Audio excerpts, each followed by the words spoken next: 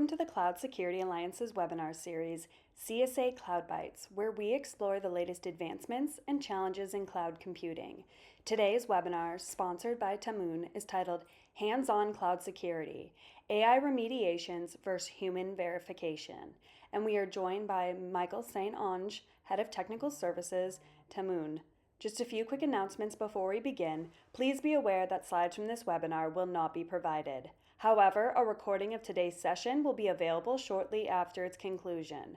Before you leave the webinar, please take a moment to fill out a brief survey located at the bottom of your screen. Your feedback is valuable to us and will help us improve future webinars.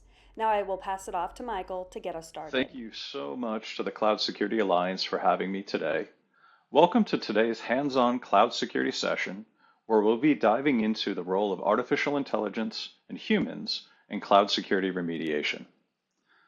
Just in case AI evolves faster than we think, today's date is January 23rd, 2025, and everything I'm about to say is true to the best of my knowledge at the time that I'm saying it. AI is all the rage today, and the security industry is looking at ways to leverage automation and artificial intelligence to improve security. Some folks are even proposing that AI can automatically remediate security risks. I'm not so sure, so let's jump into this topic a bit more deeply. My name is Michael St.Onge. I'm the head of technical services here at Tamnoon.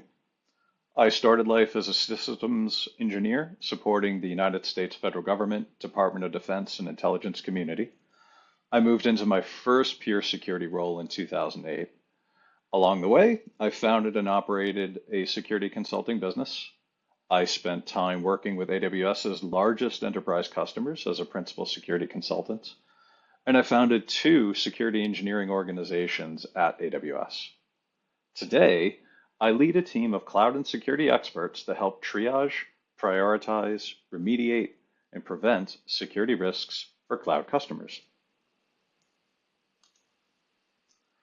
A common misconception is that remediating security risks is hard. The reality is, it's super easy as long as you don't care about the operational impact of your actions. If I have a compute instance that allows network connection from the internet, I can simply remove the rule, remove the risk, and celebrate my success. But as security professionals, we can't do that. I'll bring us back to the foundational concepts of confidentiality, integrity, and availability. As security professionals, we are here to support the business across all 3 of those. I could certainly leverage pure automation to remediate my risky internet connections, but I need to understand when it's safe to do so. Usually, when we talk about artificial intelligence and security, we're talking about generative AI. And generative AI is prompt driven, meaning it's going to directly answer the question that I ask it. If I have a public AWS S3 bucket and I prompt generative AI to solve it for me, it's going to tell me to remove the configuration that makes the objects public. It's not going to gather context to understand the data flow that this S3 bucket supports. It's not going to interrogate logs to determine what access is occurring today. And it's not going to evaluate the operational risk associated with making this change. The hardest part is gathering context and forming a remediation plan that will address the security risk without introducing additional security or operational risks. We know that it takes customers a long time, weeks or even months, between when a security alert is generated and when the risk is closed. We have to first identify the risk. We have to triage that risk, understand what are we looking at. We have to prioritize how important is this risk to the business. We have to investigate and gather context. What is this thing that I'm looking at? What's around it? What are the impacts of making these different changes, these different remediations? I have to plan my remediation action, understanding what are the downstream impacts if I make this change. I have to plan I have to remediate, get a maintenance window, go through my change control process, and plan to execute this remediation. And then hopefully I'm going to look for opportunities to prevent this alert and similar alerts from occurring in the future. There's certainly opportunities to leverage artificial intelligence and automation to gather context and make things faster, but I'm not so sure we're ready for AI to run the entire process yet. Here at Tamnoon, we believe that people who use AI are going to replace people who don't. But for the most part, AI is not ready to replace security professionals. We leverage AI and machine learning here at Tamnoon to gather context that allows us to make faster triage and prioritization decisions. For example, we'll look at how important an asset is to the business. How risky is this asset? What's its exposure level? Is it encrypted? And we'll look at other elements to help us understand the problem in the larger context. AI is not capable of doing these things today.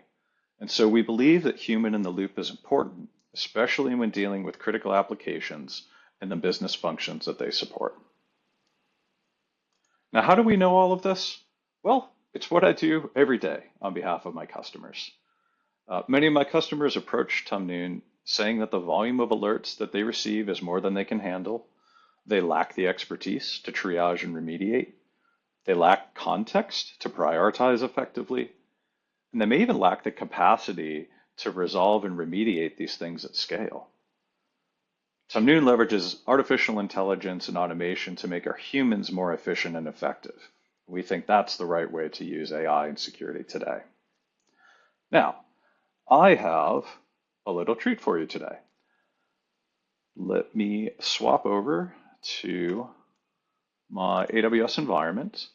And what I have for you today is a public S3 bucket. This bucket is serving static content for a public-facing production website. I can see that I have a bucket policy that allows a principal of star. This effectively means that any unauthenticated user who can hit the AWS endpoint is able to retrieve objects out of this bucket. Now, prior to 2022, this was best practice. This was how I can serve static content easily from my public website. I can see that we have some objects in this bucket. And if I take a look at one of those objects, I will grab this URL. I'm going to move over to an incognito window, and I am going to prove to you that these buckets objects are in fact public. Here we are. Let me swap back over to my AWS environment. And now we have a couple of problems. So the first is if I were to just rely on artificial intelligence, it would tell me to come to this bucket policy, remove this entry, and now the bucket's not public, the alerts are resolved, my production website is down, and AI didn't care. That is not what we're going to do today. Now, behind the scenes, I've already validated that unauthenticated access is occurring. It seems consistent with traffic from a public website. And we've discussed this with our customer. We've decided to introduce an architecture change instead. We're going to introduce CloudFront and a feature called Origin Access Control that was launched in November 2022 to address these risks. I have my remediation coded into a CloudFormation template, which I'll show you here in a second. And I've gone through the change control process. I'm approved to deploy this change during this maintenance window. And so I am going to use Cloud Shell and CloudFormation to deploy this template. And of course, I have lost my cut and paste. Bear with me here just for a second.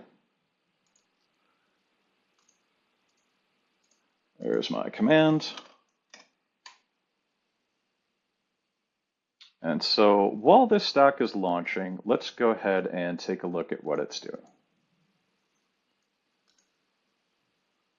And when I look at this template, fairly simple CloudFormation template here. First things first, I'm going to create a CloudFront distribution.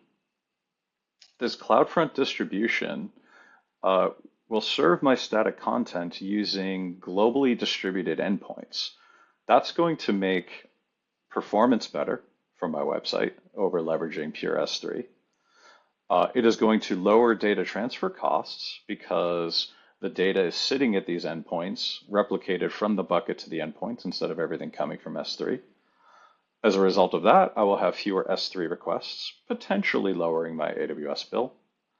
I also now have authentication between my CloudFront distribution and my S3 bucket, which means I can remove that public bucket policy. We can see here that I've added CloudFront origin access control, again leveraging SIG-v4, and I am making an update to my bucket policy. And instead of allowing get object from any unauthenticated principal, I'm going to allow the principal representing the CloudFront service to access these objects. So while we're waiting for this CloudFormation template to deploy, another interesting way of leveraging artificial intelligence to make our lives a bit easier is actually having and prompting generative AI to write this template for us. So I might give it a prompt that says, I have a public S3 bucket serving static content for a public-facing website. Create me a CloudFormation template that introduces a CloudFront distribution and origin access control to protect this S3 bucket. And through there, take a look at the results and make sure, check the origin access control, ensure it's S3, ensure the signing protocol is SIG-v4, which it should be, and double check that it added the bucket policy. You'll have to prompt it, either give it the bucket name or go back through afterwards and plug in the real bucket name. In this case, you could also prompt AI to make the bucket name a parameter like we did here, which makes your life, again, a little bit easier. Okay, so my CloudFormation stack is deployed. My remediation is deployed now. If I do a refresh, I'm going to see that my bucket policy has been updated. I no longer allow any unauthenticated user to retrieve objects. It's now only allowing the CloudFront service principal to perform get object calls. And if I go back to my incognito window and I try to access this URL again, I get an access denied. This is perfect. This is exactly what we intended to do. But if I were to use the CloudFront distribution, and I apologize, let me go grab the new one, and perfect. Here's my object. I am now retrieving this object through CloudFront in its global endpoint rather than going to the S3 bucket directly. I cannot retrieve objects directly from the S3 bucket. I have successfully remediated these two alerts. I have made the business more secure. I've made the business more performant. And I have done my job as a security professional in a way that artificial intelligence could not. So we've talked a little bit about what AI isn't good at, but let's talk about some things that AI is good at. And in this case, I created a CloudFormation template to address this the security risk that we talked about earlier. I created that by hand. What a wonderful opportunity to leverage generative AI. So first, I want to talk about some of the things that are important to understand when it comes to using AI in the workplace. First is always be careful about the data that you give AI. There are ways to sign up for certain subscriptions where they may not use your prompt as training data for their data sets. If you believe them, great. If you don't, that's also great. My best advice is assume that anything you put on the internet is available on the internet. And so if you don't want it shared, I would not prompt artificial intelligence with it. The second thing I'll say is use generative AI to speed up your process. Things can get a little risky when you start asking generative AI to solve questions that you yourself don't know the answer to. In that case, it becomes very difficult for you to understand whether this is safe to run or not. The third thing, and we'll get into this more here in a second, is the more information that you prompt the LLM or generative AI with, the better information you're going to get back out. And the third thing, I advise, this is true of generative AI and everything, use all of the tools that are available to you to make your time more efficient. Uh, if their CNAP has some features that help save you time, you should use them. If you find some open source tools that you trust and they save you time, you should use them. Ultimately, where we really want to get to is a place where human in the loop is doing the activities where there's value in the humans doing that work. In this case, creating a CloudFormation template, that might not be the best use of my time. Sure, I know how to do it, but generative AI is going to do it a lot faster than I can. Uh, and then the last thing I really want to share is you're responsible for the code you run. I think this is true of everything that security engineers do. Whether you wrote it, whether you had your friends write it, whether you had a development team write it for you, whether you had generative AI run it for you, you are responsible for that code and the outcomes that it produces. And so if you don't feel confident in evaluating the code that generative AI produces for you, my best advice is don't run it. Find someone else who can do that work so that you can ensure that things remain operationally safe. So with that, I will lead into the prompt that I gave generative AI. Now, prompt engineering is becoming a skill unto itself. I highly advise that you get good at it. It will save you lots of time if you can do this well.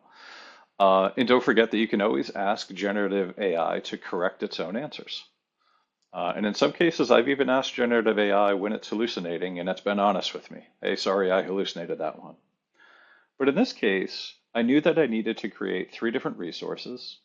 I knew that the bucket name needed to be parameterized so that it could be in the CloudFormation template correctly. And so what you can read on the screen here is the exact prompt that I went to a generative AI LLM and prompted to see if it could solve this problem for me faster than I could write it myself. And this is the prompt I gave it.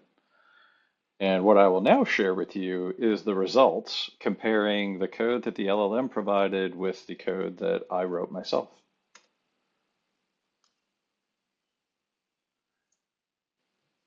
And we find something really, really interesting. As I walked through here, I added a comment about what this distribution was for. That is one difference between my template, which you see here on the right, and generative AI, what it produced on the left. It created my CloudFront origin access control resource. It is almost line for line exactly the same. The description's slightly different, the name is slightly different, but the point is it knew to use the bucket name in the name of my origin access control. And so in this case, it's spot on. I don't have any complaints. If we scroll down to the CloudFront distribution, we can see again, I'm sorry, these don't quite line up line for line, but these are largely exactly the same with one change where the the LLM decided to add some minimum, maximum, and default time to live values. I did ask it, I won't scroll down in this chat, but I did ask it why it added those values and then what the default values were. And it turns out all it did was express the default values for those settings. But I like the fact that the LLM was intentional in the properties that it provided, whereas I am just implicitly taking the defaults. So in some ways, I might argue that artificial intelligence beat me here. It's nice to express those defaults. And then last, when we get down to the bucket policy, again, these are almost character for character identical between the 2 templates. And another difference is I decided that I wanted outputs. If I wanted to, I could prompt ChatGPT here again and say, hey, could you add outputs from my distribution domain name and my bucket policy so that I know that these things were done correctly. And so had I done this, I would say this CloudFormation template took me maybe 15 or so minutes to put together and then a little bit more to test. And so I definitely had an opportunity to save some time here. Um, your mileage may vary depending on how skilled you are at prompting the LLM for what you need to get out and how knowledgeable you are about the solution you're trying to implement. But here we can see a really good example of how we can leverage generative AI safely and keep humans in the loop and do the right thing for security. Unfortunately, we've run out of time for questions today, but feel free to drop any questions that you have in the chat, and the Cloud Security Alliance will route them to me. Or feel free to message me on LinkedIn. There's a barcode here that connects you to my LinkedIn profile. I know asking you to click on random links is rich coming from a security professional, but there it is. Thank you so much to CSA for having me. Thank you for listening to me today, and stay safe out there. Thank you, Michael, for presenting, and thank you to our participants for joining us today. If you have further questions or would like to continue the discussion, please contact us at events@cloudsecurityalliance.org. We value your feedback and look forward to hearing from you. Thank you for attending today's webinar, and have a wonderful day.